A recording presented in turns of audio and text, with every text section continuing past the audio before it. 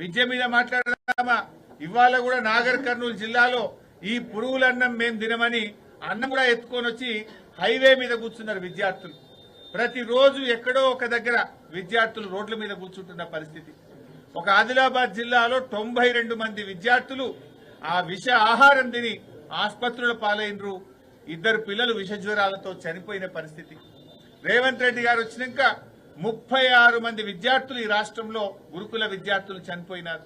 Average గా నెలకు 3 పిల్లలు పొట్టన పెట్టుకున్నటువంటి చరిత్ర కాంగ్రెస్ పార్టీ. మరి ఏం కోల్పోలేదని ముఖ్యమంత్రి గారు మాట్లాడుతుంటాడు. ఏం కోల్పోలేదు?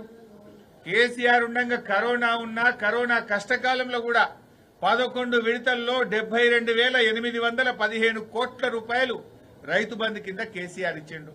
నువ్వు వచ్చిన తర్వాత ఈ రాష్ట్రంలోని రైతులు రైతు బంధును కోల్పోయారు. నువ్వు వచ్చిన తర్వాత డెలివరీకి పోయిన ఆడబిడ్డలు కేసీఆర్ కిట్టును 13,000 రూపాయలను కోల్పోయిండ్రు. నువ్వు వచ్చిన తర్వాత బతుకమ్మ పండుగకు తప్పకుండా వచ్చే కొత్త చీరలు ఇవాళ ఈ రాష్ట్ర ప్రజలు కోల్పోయారు. ఇవాళ ఎప్పుడు చరిత్రలో లేని విధంగా పోలీసుల కుటుంబాలను పోలీసులే తమ పిల్లల్ని, తమ భార్య పిల్లల్ని కొట్టించి వాళ్ళని అరెస్ట్ చేసి ఇవాళ వాళ్ళ జీవితాన్ని రోడ్డు మీదకి తెచ్చినావు. నువ్వు కోల్పోయింది ఏంది?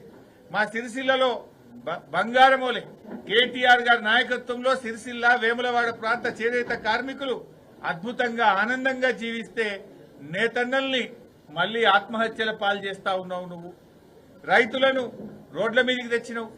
ఆనాడు కేసీఆర్ ఉండగా మా గంగుల కమలాకర్ నాయకత్వంలో వడ్లు కొంటే ఇవాళ మద్దతు ధర రాకుండా రైతులను రోడ్ల మీదకి తెచ్చినావు.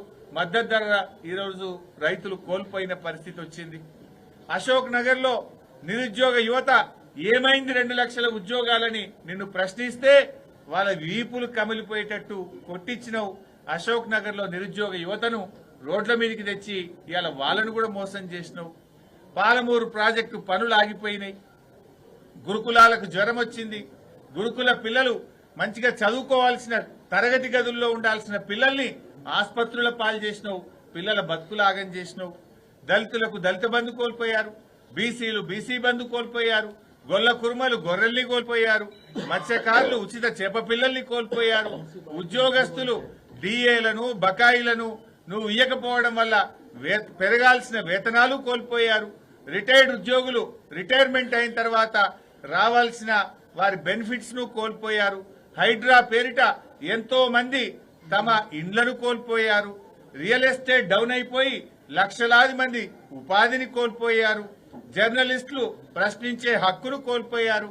సర్పంచులు బిల్లులు రాక రోడ్ల పాలైపోయారు. శాంతి భద్రతలు క్షీణించి రాష్ట్రంలోని ప్రజలు ప్రశాంతతను కోల్పోయారు.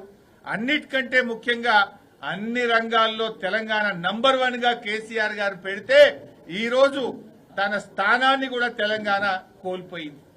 ఆనాడు కేసీఆర్ గారి నాయకత్వంలో మిషన్ భగీరథ అంటే తెలంగాణ నంబర్ 1, శాంతి భద్రతలంటే Telangana number 1, per capita income అంటే తెలంగాణ నంబర్ 1, పెట్టుబడులలో తెలంగాణ నంబర్ 1, ఐటీ రంగంలో ఉద్యోగాల కల్పనలో తెలంగాణ నంబర్ 1, జీఎస్డీపీలో తెలంగాణ నంబర్ 1. ఇట్లా ఏ రంగంలో చూసినా కేసీఆర్ గారు 10 ఏళ్లలో తెలంగాణ నంబర్ 1 గా నిలిపితే నీ పాలనలో తెలంగాణ తన స్థానాన్ని కోల్పోయింది. ఏం కోల్పోయిందని మాట్లాడుతున్నావు రేవంత్ రెడ్డి గారు? ఇన్ని కోల్పోయింది తెలంగాణ. నీ 12 నెలల పుణ్యమాని ఇవాళ రాష్ట్ర ప్రజలు, అన్ని వర్గాల ప్రజలు, ఈ వర్గం ఆ వర్గం కాదు, రైతుల్ని ఆగం చేసినావు, మహిళల్ని ఆగం చేసినావు, విద్యార్థుల్ని ఆగం చేసినావు, నిరుద్యోగుల్ని ఆగం చేసినావు, ఉద్యోగుల్ని ఆగం చేసినావు. నువ్వు ఏ వర్గాన్ని ప్రతి రంగంలో కూడా ఇవాళ వెనుకబడేసినావు. ఇప్పటికైనా పగ ప్రతీకారాలు మాను, పరిపాలన మీద దృష్టి పెట్టు, సీనియర్లను కాన్ఫిడెన్స్ లో తీసుకో. నువ్వు నీ వ్యక్తిగత ఇష్టాయిష్టాలకు రాష్ట్రం నష్టపోవద్దు. మా బాధ ఏంటంటే తెలంగాణ కోసం పోరాడిన వాళ్ళం. కేసీఆర్ గారి నాయకత్వంలో 14 ఏళ్లు రానే రాదు కానే కాదన్న తెలంగాణ కోసం పోరాడిన పార్టీ బీఆర్ఎస్ పార్టీ, తెలంగాణ సాధించిన పార్టీ బీఆర్ఎస్ పార్టీ, తెలంగాణను అభివృద్ధి పథంలో నడిపిన పార్టీ బీఆర్ఎస్ పార్టీ. నువ్వేంది ఏదో 4 ఏళ్లు ముఖ్యమంత్రిగా ఉంటా 4 రాళ్లు వెనకేసుకొని పోతా అంటున్నావు. మళ్ళీ కేసీఆర్ ఏమో 10 ఏళ్ల పాలనలో 100 ఏళ్ల ముందుకు కేసీఆర్ తీసుకుపోతే నువ్వేమో 100 ఏళ్ల వెనుకకు తెలంగాణ తీసుకుపోయే ప్రయత్నం చేస్తున్నావు.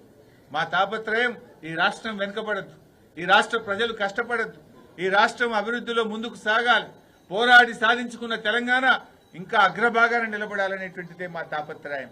ఇప్పటికైనా సోయి తెచ్చుకో, ఈ రాష్ట్రం మీద పరిపాలన మీద దృష్టి పెట్టు, అన్ని రంగాల్లో వెనుకబడ్డ తెలంగాణను ముందుకు తీసుకొని పో.